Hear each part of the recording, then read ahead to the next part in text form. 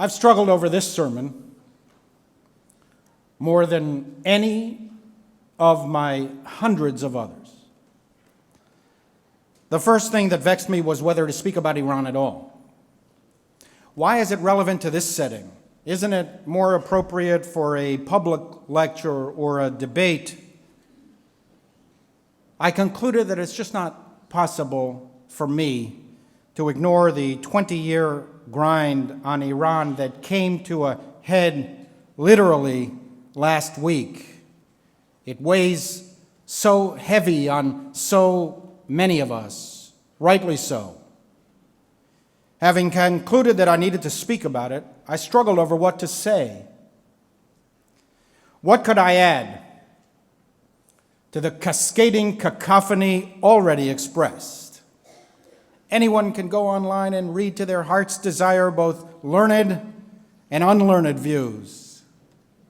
You can study the opinion of military experts, nuclear scientists, politicians, international relations specialists. You can peruse partisan prosecution of politically proper positions. People who will tell you with such impressive certainty that a Democrat must support this, a Republican must support that, a liberal must believe this, a conservative must believe that. They're so sure of themselves. What remarkable self-confidence. If you want, you can even probe the prognostications of spiritual leaders whose knowledge of nuclear physics is, well, when I was introduced to physics on the first day of 9th grade, that was enough for me to rule out certain career choices. I knew then and there that I would not be a nuclear verification specialist. My take on fellow clergy is that they had similar experiences, is why we all ended up in the seminary.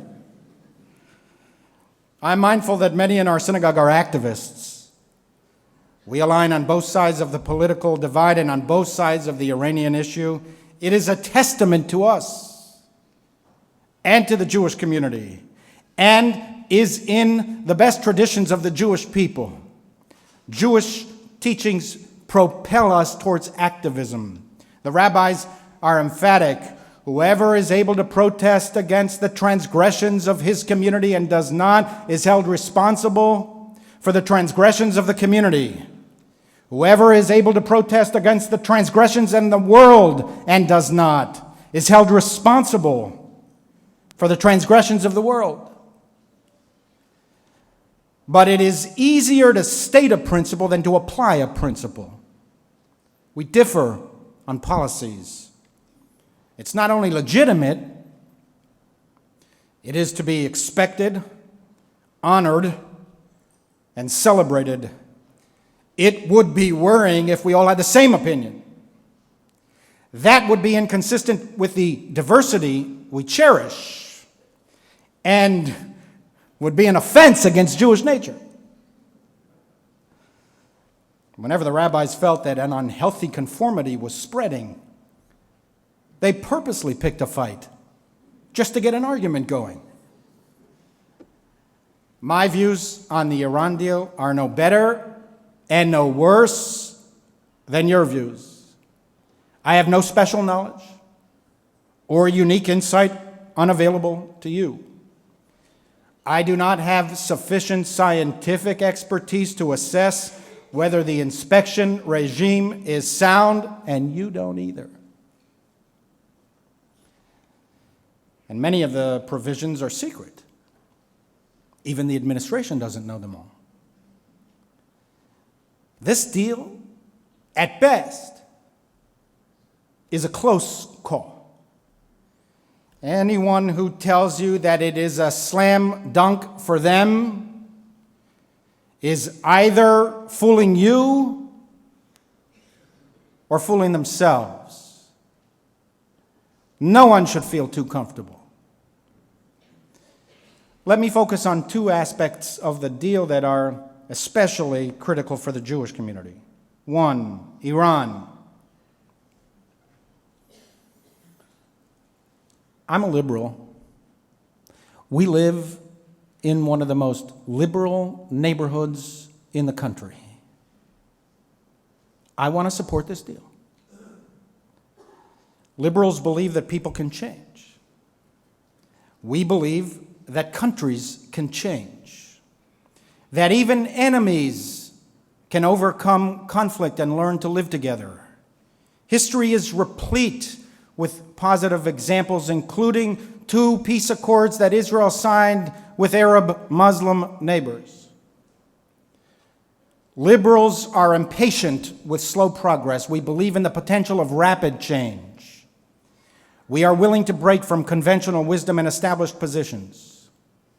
We often adapt tradition, viewing the past not only as a source of empowerment, but as a potential prison that might entrap us in false thinking. We believe in breakthrough diplomacy that can change the world for the better. We are optimistic in nature and tend to emphasize potential benefits more than the risks. My understanding of Jewish values is that the repair of our society is at the core of our faith. Judaism insisted on freedom, justice, righteousness, social morality, and the prevention and ultimate elimination of war. I am not a pacifist, but I believe in peace. We are commanded to pursue peace, and I take that command seriously. And therefore, I am drawn to this agreement and identify deeply with its goals and aspirations. At the heart of the agreement is a classically liberal assumption. The unstated wager of the Western powers is that by 2025 or 2030, Iran will change. Iran will open up to international influence from the West and from the East. Business interests will pour into Iran, flooding the country with commercial initiatives that will bring more money, more opportunity, and more openness to the Iranian people, who will not want to return to pariah status. Iran will build a more prosperous and diverse economy, and the wealth will be spread amongst many more people, thus creating a disincentive to build a bomb.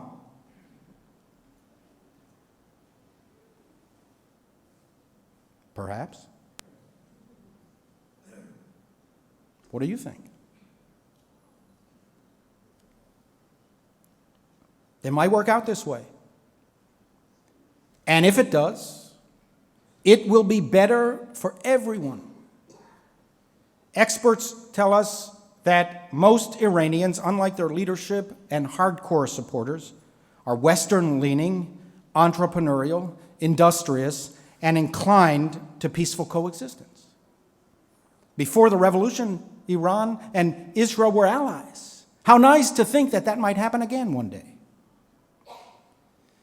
But it is a high-risk, high-stakes gamble.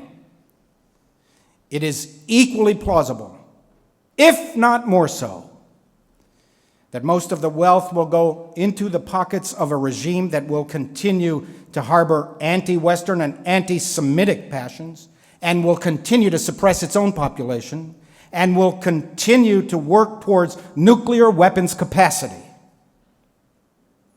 Iran has never abandoned its nuclear ambitions.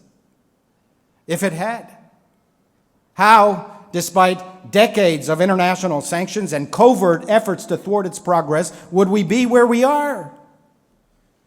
2 months away from Iran having enough fissile material to produce a bomb. The Iranian regime is not led by peace-loving moderates who practice the best traditions of Persian hospitality. The Iranian regime is anti-democratic, anti-Semitic, intolerant, misogynistic, fundamentalist, and expansionist. No liberal should be complacent with such an anti-liberal regime. With all due respect to bloviating bloggers, prognosticating pundits, and cerebral celebrities, listen to the people in the region who know Iran best and have the most at stake. Even if the deal works out precisely as its architects intend, Iran will still be a menace for years to come. Once the agreement goes into effect, it must still be a liberal project to thwart the illiberal ambitions of Iran. Israel and Iran do not simply disagree on politics. Iranian leaders believe Israel to be a foreign and illegitimate presence in the Middle East, a region they seek to dominate. And they will have billions more to pursue these goals. If Jewish history has taught us anything, it is that we should take seriously those who threaten to kill Jews. The Iran deal might still be the best alternative. But even its strongest supporters acknowledge that Iran will be more empowered, tens of billions of dollars flowing into its coffers. In the short term, it is this that worries many, even more than the longer-term nuclear threat. It worries the administration too. Which is why, in order to counter the increased conventional threat, we will be providing more and more sophisticated weapons to our allies, including Israel. Even after years of tough sanctions, Iran has taken control of 4 Arab capitals. Even after years of tough sanctions, Iran is encircling Israel to the north, arming Hezbollah with 100,000 rockets. To the south, resupplying Hamas after 2 devastating rounds of fighting. To the east, encroaching on the Golan Heights, once the quietest border in the Middle East. There is a huge gamble at the heart of the agreement. At the expiration of many of its key provisions in 10 to 15 years, a sanctions-liberated Iran will be free to develop a new generation of nuclear hardware that will make the production of nuclear weapons much easier than today. It is not only a question of Iran cheating on the deal, but the deal itself sanctions Iranian nuclear capabilities. It leaves in place an advanced nuclear infrastructure monitored, perhaps well, but still there. Iran says that it is only interested in civilian nuclear power, that it has no intention to develop nuclear weapons, and that such weapons are forbidden by Islam. Perhaps. What do you think? We liberals tend to believe, we want to believe, that our opponents are like us. More good than bad, more trustworthy than dishonest, and when they give their word, they mean it. We are often right. But it is hard then to explain how we have come this far. Why would an oil-rich nation, with the 4th largest oil reserves in the world and the 2nd largest natural gas reserves, want civilian nuclear power in the first place? And why would it endure decades of sanctions, pour billions of dollars into a secret nuclear project, lying about it for years, and risk military attack on its facilities if it had no intention to weaponize nuclear technology? And some pundits prognosticate, relax. Even if Iran had a bomb, they would never be so irrational as to use it. Perhaps. What do you think? We liberals tend to believe, we want to believe, that our opponents are like us, rational, reasonable, and violence averse. But it is easier to be sanguine about this prospect from a columnist's office in New York than a prime minister's office in Jerusalem. And even the pursuit of nuclear weapons carries the risk of nuclear proliferation in the most volatile region in the world. Iran's neighbors hint that they too might be compelled to acquire weapons of their own. Nuclear proliferation in the Middle East would eventually imperil the West, because sooner or later, someone would get their hands on a bomb. And then the next 9/11 in New York or 7/7 in London could be unconventional. Pandora's nuclear box shut tight 70 years ago last month after Nagasaki could be pried open and the most dangerous evils of the world released into the atmosphere once more. The current refugee crisis proves that if we ignore the Middle East will come to us. As Europe's failure to stop the Syrian war has brought the Syrian war to Europe. So our failure to prevent nuclear proliferation will bring nuclear proliferation to us.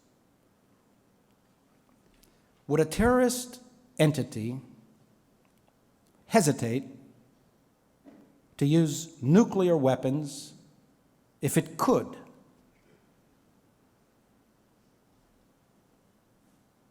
What do you think? I do not discount the possibility that Iran will change. It is possible. I do not discount the possibility that the inspection regime will unfold more or less as designed. Many nuclear experts insist that it will, and that any cheating will be detected easily and rapidly. But I do not discount the capacity of evil people to harbor evil intentions and perpetrate evil deeds. I do not believe that extremism has passed from the world and that everyone is a liberal like me, raised and educated in the principles of Jefferson, Rousseau, and John Stuart Mill, and steeped in the atmosphere of moderation and vigorous intellectual pluralism that Judaism encourages. I do not underestimate my inability to fully grasp the mindset of religious fervor, and thus I do not discount the possibility that I am unable to assess the intentions of the other side, unwisely and mistakenly assuming their honesty, integrity, and capacity. I believe it to be a distortion of liberal values to accommodate, minimize, overlook, or excuse assaults on human dignity and freedom. There is nothing progressive about rationalizing barbarism. There is nothing progressive about explaining away the murderous threats of those sworn to kill. There is nothing progressive about ruling out force to prevent the spread of destructive ideologies. There is nothing progressive about discounting the religious fervor of the religiously fervent. There is nothing progressive about distrusting Israel more than the dark forces that seek to destroy her. There is nothing progressive about anti-Zionism. And there is nothing progressive about anti-Semitism masquerading as anti-Zionism. 2, American Jews in Israel. We've gone overboard in our debate, don't you think? We need to tone down the rhetoric. No? George Orwell wrote, "If thought corrupts language, language also corrupts thought." The invasion of one's mind by ready-made phrases can be prevented only if one is constantly on guard against them. Every such phrase anesthetizes a portion of our brain. The language of this debate is corrupted thought. It is as if a portion of our brains have been anesthetized. The issue is not whether you are a warmonger or a peacemaker.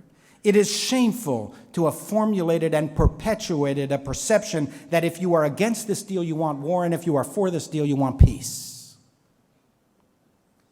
It is precisely the increased prospects of war that lead many to oppose the deal. They don't want war, and therefore note that in their opinion, this deal makes war more likely. It is beyond the pale to equate the opponents of the deal with Iranian hardliners chanting death to America. They accuse Churchill of being a warmonger too. At the same time, to accuse the proponents of the deal of anti-Semitism, that they don't mind if Jews are marched once again into the gas chambers, is also reprehensible. We are better than that. To equate the deal's advocates with Chamberlain and Vienna with Munich is also beyond the pale. To accuse Jews supporting the deal that they betray Israel is as noxious as accusing Jews opposing the deal that they betray America. Jews are on different sides of the issue. Jewish officials are on different sides. Jewish activists are on different sides. Rabbis are on different sides. And it's not only the Jews. Both the efforts to promote and defeat the deal were broadly supported and well-funded across the country. So the deal might be good. It might not be good. Don't hurl the ready-made phrases warmonger or peacemaker. They are beneath us and anesthetize our communal brain. Recognize that like anything in life, there are strengths and weaknesses, trade-offs, uncertainties, and risks. We need to tone down the rhetoric. We cannot, in the course of legitimate disagreements today, alienate the very people we need tomorrow. We cannot allow Israel to become a partisan issue. If support for Israel becomes largely confined to one political party, we will regret it for decades to come. That would be a strategic threat of the highest order. The Israeli government, too, must do some serious soul-searching and take responsibility for its own contributions to the erosion of Israel's standing in progressive circles and political parties. We have many difficult days ahead. Even if everything works out precisely as the agreement intends, and nothing in life works out precisely as we intend, we will need to work hard tomorrow to heal the wounds of today, reducing tensions, correcting mistakes, and reuniting with our many friends in the United States on both sides of the Iranian issue to protect and strengthen Israel. We are entitled to be interested in Israel. We are entitled to promote Israel's welfare. We are entitled to feel a special connection with the Jewish state. We are entitled to lobby our representatives. We are entitled to support political leaders who agree with us and seek to defeat those who do not. Accusations of disloyalty directed at Jewish officials and the Jewish community are the most pernicious of all of the corrupted language of this debate. we must be constantly on guard against them. We should be loyal to Israel. Israel constitutes the greatest collective achievement of the Jewish people in 2 millennia.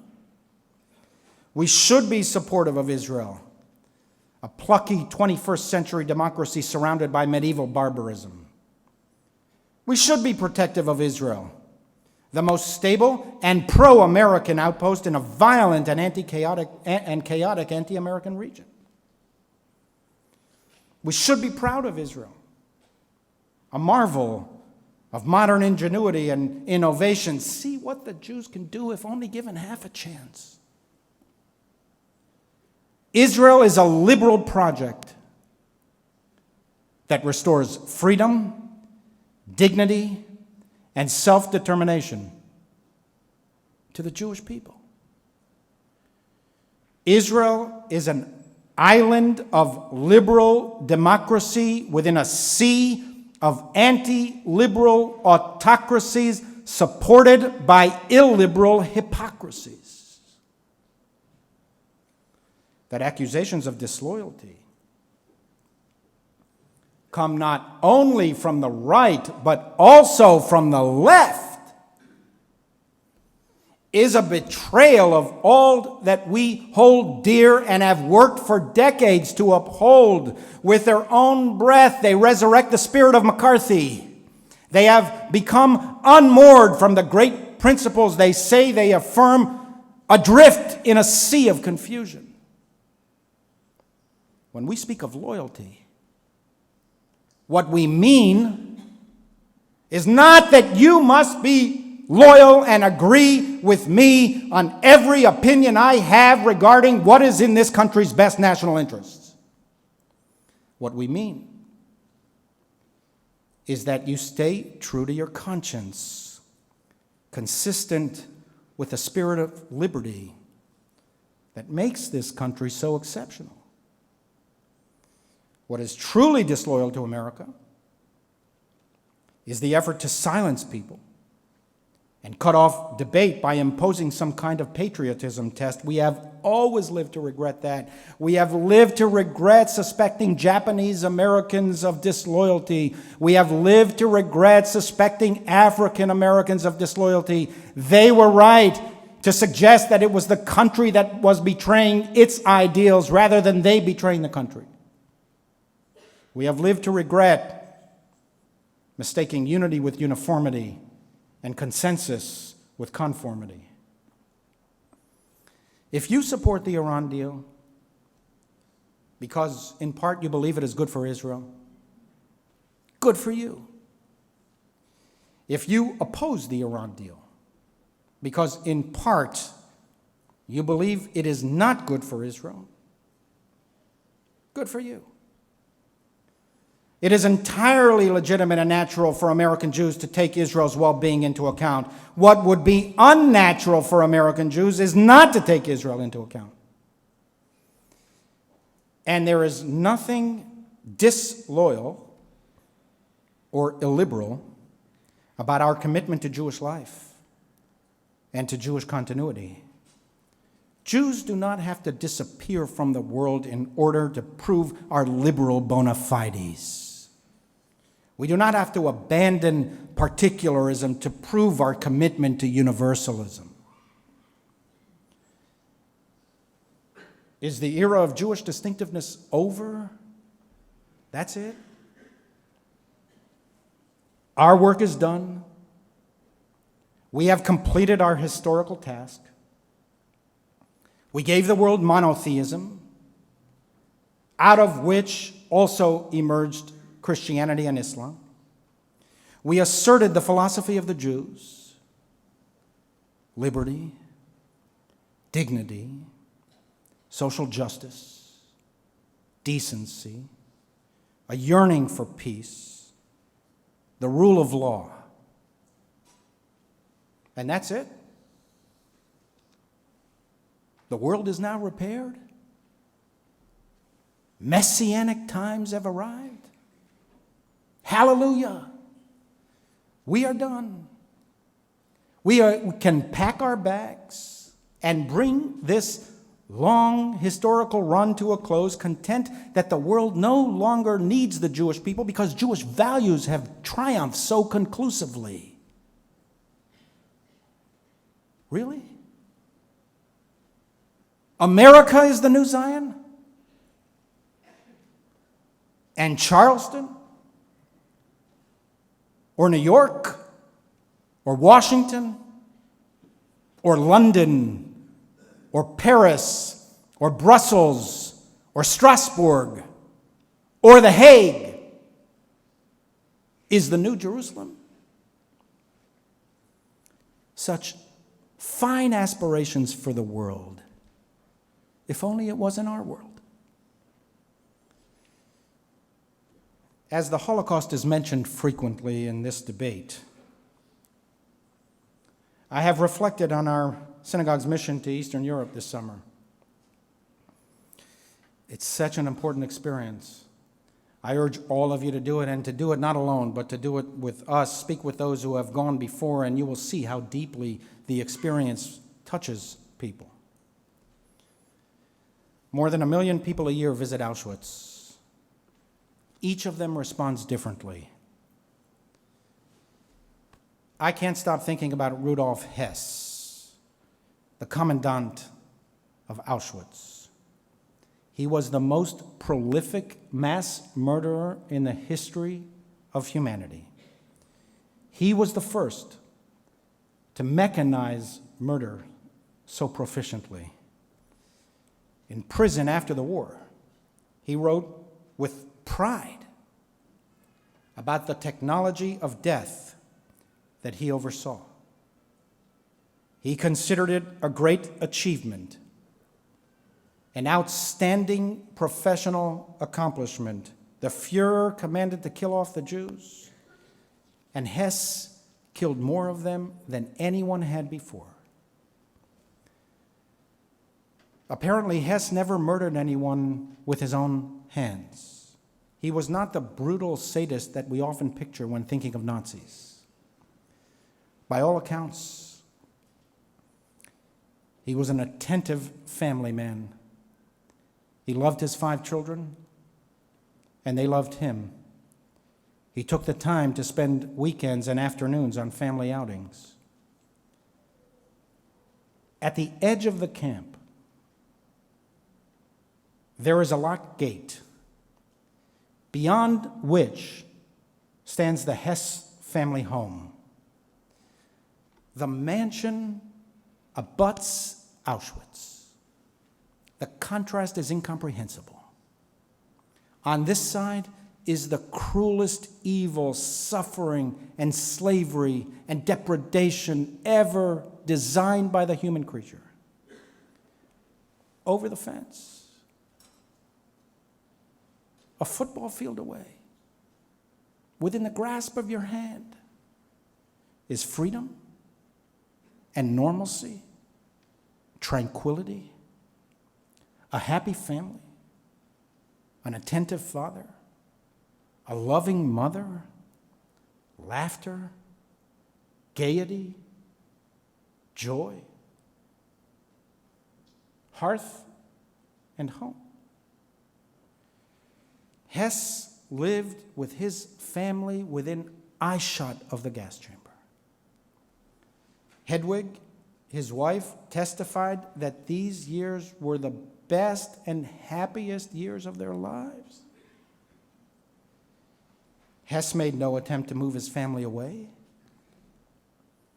To the contrary, even after he was promoted and transferred to Berlin, he kept his family in the mansion. They didn't want to move to Berlin since their lives were so comfortable in Auschwitz. The children later described how their mother insisted that they wash the strawberries they picked in the garden because they were covered with dust. It was the dust of human beings. We are able to tolerate in ourselves sharp contrasts and rationalize inexcusable contradictions. Tranquility for my family on the grounds of Auschwitz. A family man who thought nothing of annihilating millions of other families. It's not only that some of us are basically good and some of us are basically bad. It is that within all of us is good and bad. Hess was a human being, not some kind of fictional monster with subhuman or superhuman attributes. It's why he was so terrifying. He was human. If he did it, if he thought it, that is ipso facto proof that it is within the realm of human possibility. The contrast between good and evil, the ability of the human creature to be both humane and barbaric at the same time in the same person, our ability to wall off atrocity and prevent the stench from invading our happy corner, these are mysteries of the highest order. And because we can never truly understand human beings, we can never devise a policy that is so flawless, so secure, and so airtight that it guarantees the outcomes we seek. We should be less sure of ourselves and more modest in our confidence to control the future. Inaction, however, is also not an option. As Cato the Elder said, never is a man as active as when he does nothing. And there is another contrast in Auschwitz that jarred me to my core. From inside the camp, behind the locked gate, you notice movement on the grounds of the Hess mansion. There was a car in the backyard. The garden was manicured. The house seemed lived in. It turns out that there is a family living in the house. A normal family, living by the gates of hell in the monster's mansion, undeterred by the history of the place or even the million visitors a year who plumb the depths of evil emanating from their home. The current occupants explained that this was a Polish house. The Nazis expelled the family that lived there, and Hess moved his family in. After the war, the original family reclaimed their home, eventually selling the property to the ancestors of the current occupants. It's a Polish house, they say, not a Nazi house. My point is not to moralize or cast judgment on the family. My point is that we distance ourselves from other people's concerns. It's just the way we are. A Polish family can live normally in the most abnormal place. They can find peace and quiet in a house of horrors, not terrified by the contrasts. They may be good people. I assume they are. I assume that they sympathize with all of the Jews and others murdered at their doorstep 7 decades ago, but it does not deter them from establishing a normal existence on the grounds of Auschwitz. My point is that no one is going to care more about the Jews than the Jews. It's just the way of the world. No one is going to hurt our hurt or dream our dream more than us. This is how we should evaluate issues that affect the future of the Jewish people and the well-being of the Jewish state, not to ignore the other dimensions. but to consider the Jewish dimensions as well. And if we reach differing conclusions, let us at least assume the other's good faith and good intentions. And once the debate ends, let us reconstitute, reunite, and re-embrace, for the sake of tomorrow's struggles. Kol Yisrael arevin ze bazeh, say the rabbis. All Jews are responsible, one for the other. To abandon this is to abandon all. Amen.